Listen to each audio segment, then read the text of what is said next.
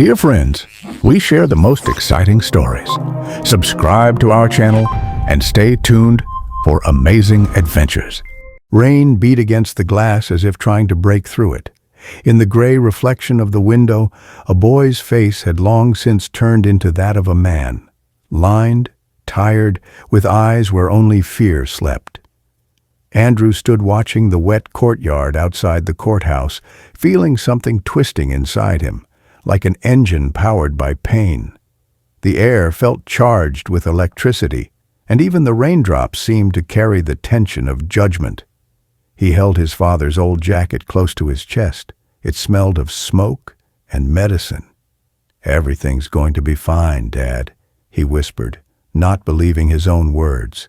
In 5 minutes, they would call him into the courtroom, where the fate of a man who once saved a life and was now facing prison would be decided. But no one knew whose life he had saved. No one except Andrew. When his father disappeared for 3 days, Andrew hadn't been surprised. He was used to it. Michael Harris worked as a firefighter and rescue officer. He could be called in at any moment. A crash, a fire, a flood. But that time was different. He came home late at night, his face scratched, his silence so heavy that even the dog didn't dare bark. When his son asked what had happened, he answered briefly and shut himself in his room. From that day on, Andrew understood. Sometimes tomorrow never comes. A month later, his father was arrested. First the interrogation, then the charge. Abuse of authority during a rescue operation and deliberately hiding a wanted person. On TV they showed footage, a burning house, sirens, and a man in uniform carrying someone out. The rescued man's face was covered by a blanket. "See? That's him," whispered the neighbor to Andrew's mother. "They say he saved a criminal." Andrew didn't believe it. His father didn't save criminals. He saved people. On the day of the trial, the courtroom was packed like a rush-hour bus. People came not out of curiosity, but out of hunger for scandal.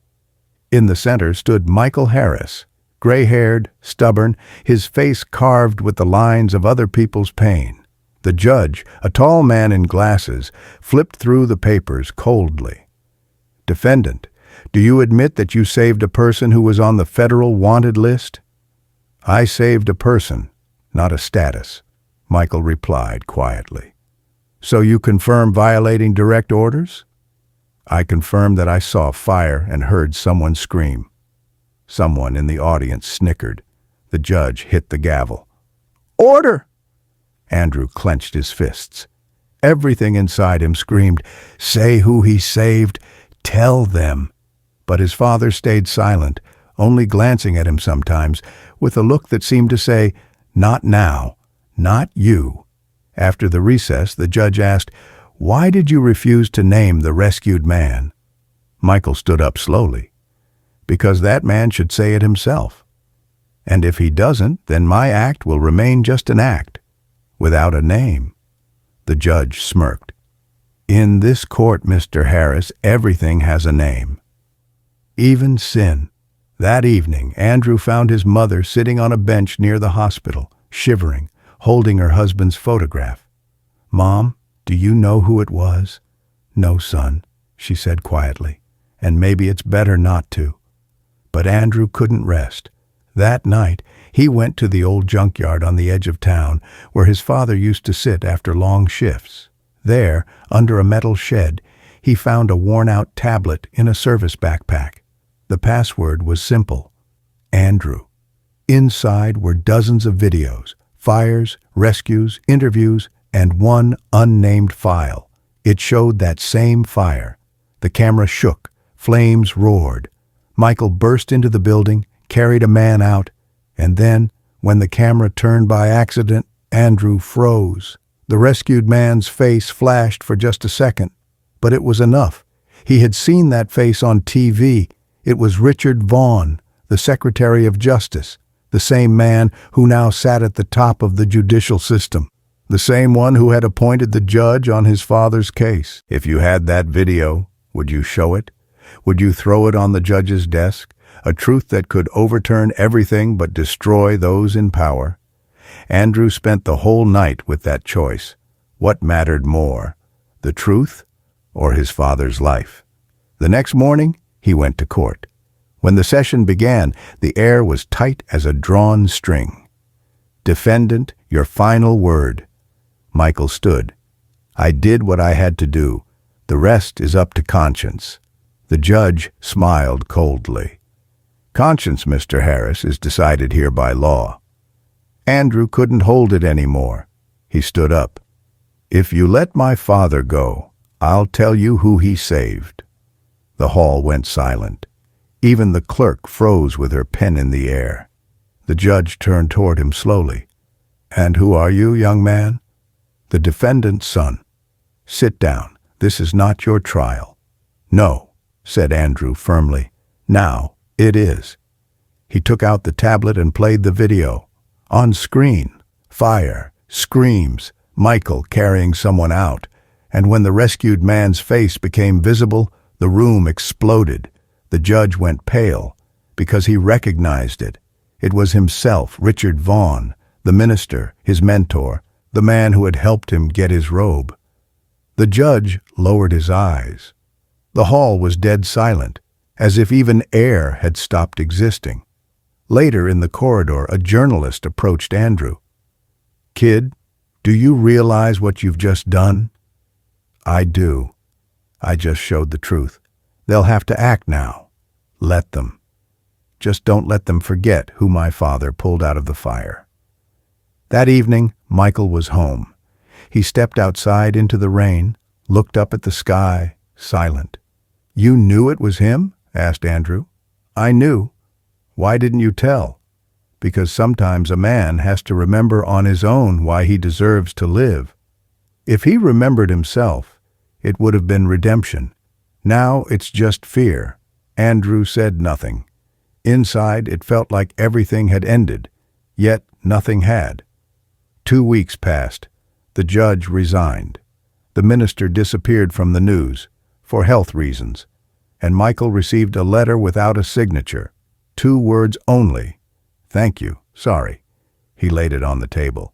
"See, son, sometimes gratitude comes too late." "Would you forgive him?" "I don't know." "Maybe, because otherwise you can't live." He smiled, for the first time in a long while. And in that light, Andrew realized, true strength isn't about winning. It's about keeping your humanity when the world demands a mask. That night, Andrew couldn't sleep. The judge's words, the laughter, the silence, the flames, all spinning in his head. He opened the window. The rain still knocked against the glass, but now it didn't sound like a threat. Just life, going on, without titles, without noise. He turned on the tablet, watched the short clip, his father carrying someone out of the fire, and whispered, "Let him remember. Let him live."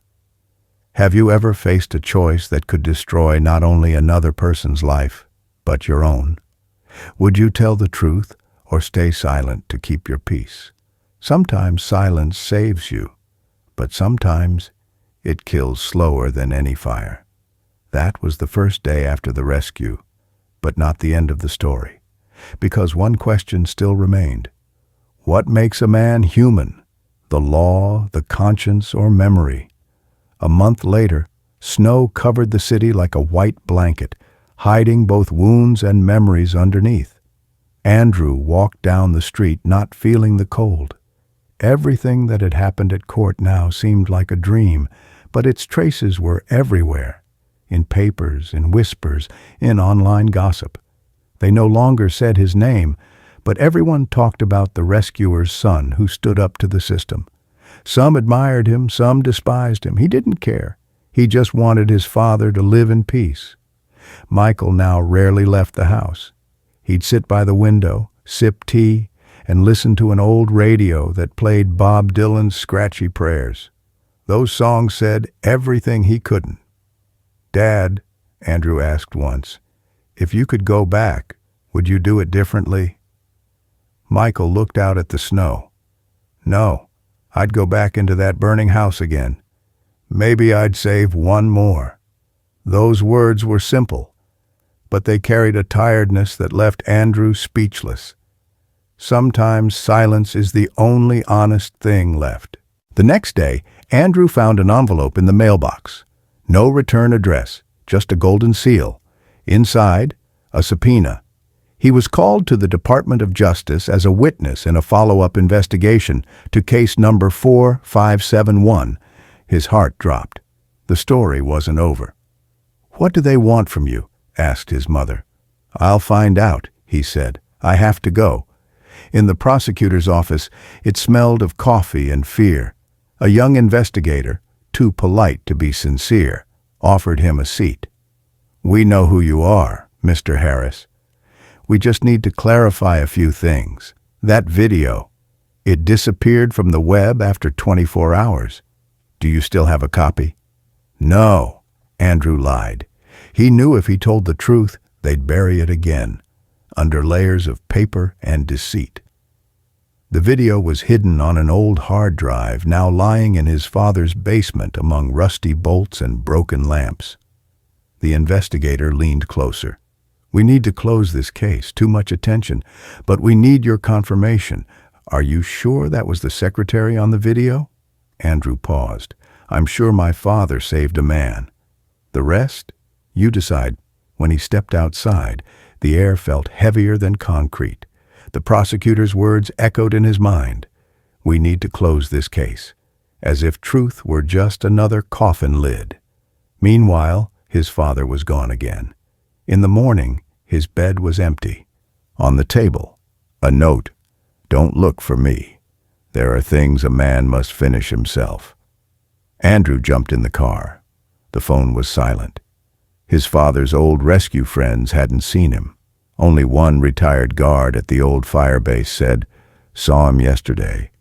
Took the bus down the highway. Said he was going to talk to someone that night.